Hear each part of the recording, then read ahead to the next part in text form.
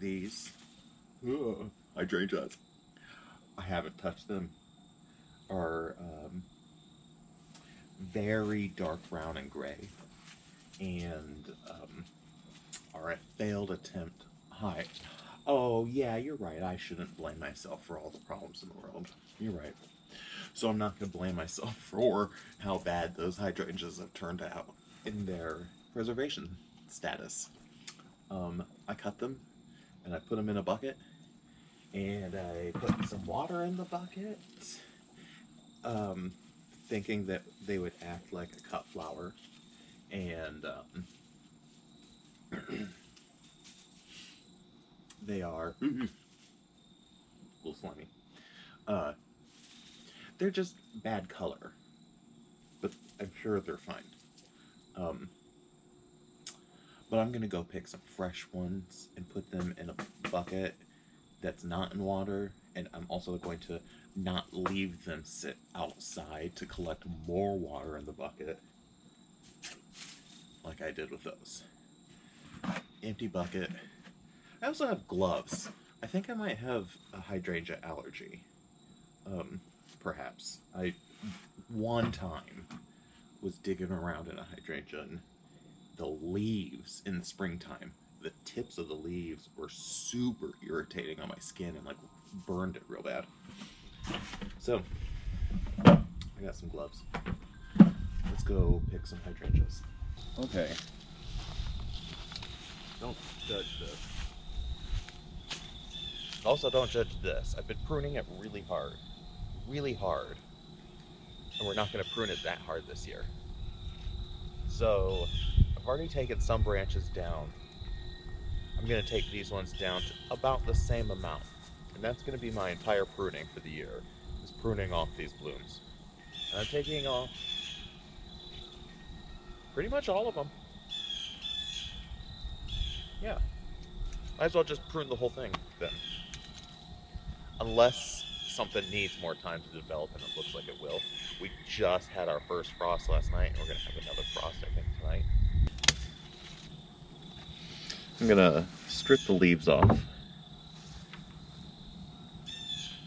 I think I'm supposed to strip all the leaves off. I'm going to strip all the leaves off, and then I'm going to find out what I was supposed to do. I feel like the instructions I'm following suggested leaving some top leaves. These ones are dying in here, so that's not good. All the leaves are going to die. I'm just going to pick all the leaves off. And I'm not going to ask my instructions to inform me what I'm doing. I know what I'm doing. I hope. I'm gonna put something in that bucket in a minute.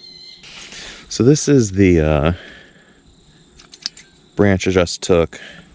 These are the branches that I've cut beforehand. I'm gonna try and maintain a dome and prune off pretty much all this extra growth. So here we go.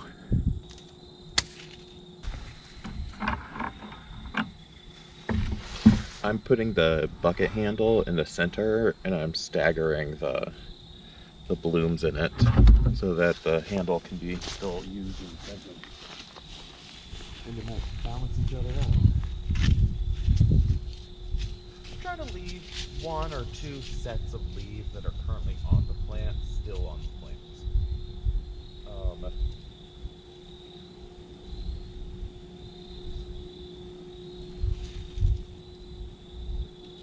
I don't know why, but that's kind of it's provided a nice layer to notice.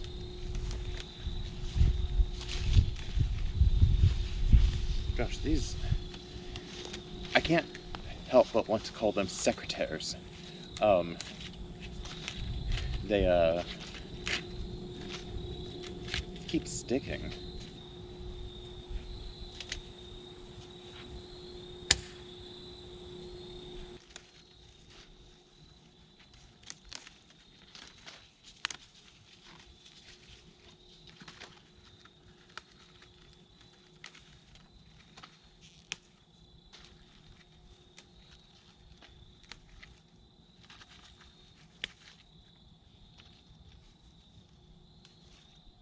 So there's leaves actually that are still up here in the crown of the branch. I don't know if you can see up that, but like here's a layer, and this one went pretty straight up. So you can really see up in there. And you can see that there's leaves, but I've just picked out the ones that you could see here.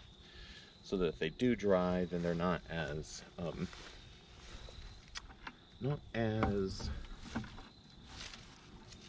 right in your face as a dry leaf. Whoa, no. Okay. I gotta go get Ron. Okay, I solved the problem. Orange bucket in bucket. Orange bucket, no rocks in it. White bucket has rocks in it just to fill up the gap that would be down here. Enough so that this handle from the lower bucket could slip over top of the upper bucket to hold it in place. And then I raised the upper bucket, and I'm using those two handles for now as the kind of frog to hold these blooms in. And then I had these extra rocks that I dug out of the driveway, and they can go in the orange bucket after I put all the blooms in.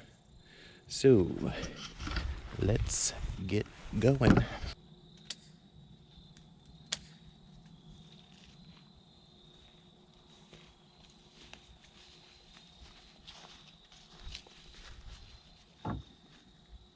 This one's the freshest bloom.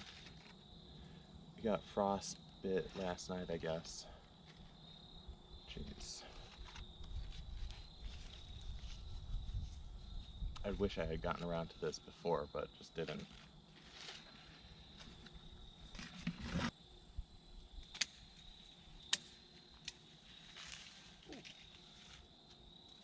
Was frost damaged over others?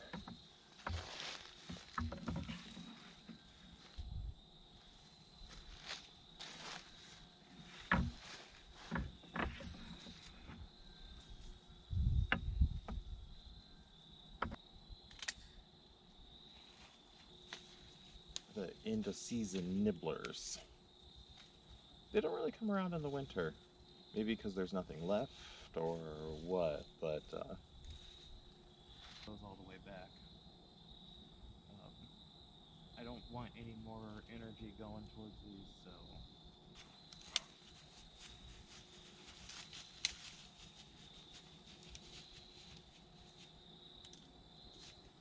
to fix it too. So easy peasy. Okay. Oh, I'm gonna show you what it looks like. This is what my fingers look like.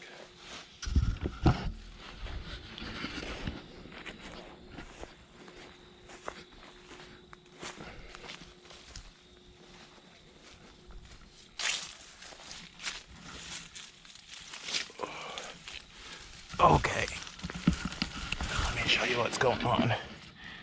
This center part is the part that rotted out. I tried to chew this branch out. I don't recommend it. This is terrible. Don't judge this. I did it terribly. I know that. Go to judge it. I still did it terribly. I acknowledge that. So this branch was going straight out that way, like through here, and I hated it, so I wanted it gone. So this main trunk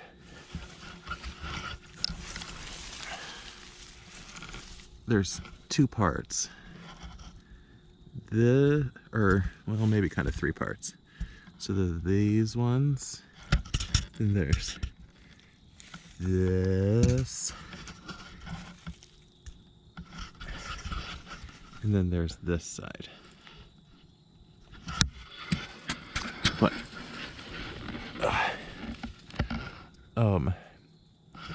down here on the ground, you can see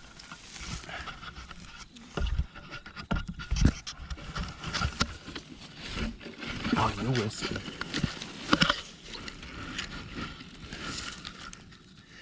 you can see how this root is not attached to this part of the trunk. It means it's snaking from around. So that's why it's strangling. It's not too bad. It can definitely last another season. But you have to recognize it was buried up to about right there. And I've uncovered 3 to 4 inches of trunk. And I'm starting to get more, less native soil, more like potting soil. Bits of bark that they mix in. So this is just layers and layers of mulch breakdown and whatnot that is actually great stuff for my raised beds. But yeah, I gotta lower this like 6 to 8 inches actually. See how much I dug out. So I'll come out here with a shovel. But remember, we were pruning hydrangeas. I'm gonna put my rocks in them and go to that back to the house. Kentucky, ready to go inside? I haven't eaten today. It's time for lunch.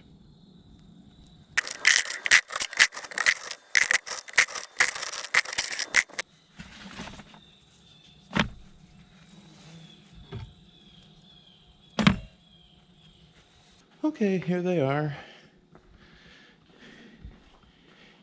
Out in the barn. This needs a jump start or something. The battery's dead. So, ooh, my gloves. Improvers. Cool. I need those buckets, so they're only gonna stay in them long enough to dry out. All right. Kentucky. Do you want to go get lunch? That's right. That's what we're doing. Okay. Bye.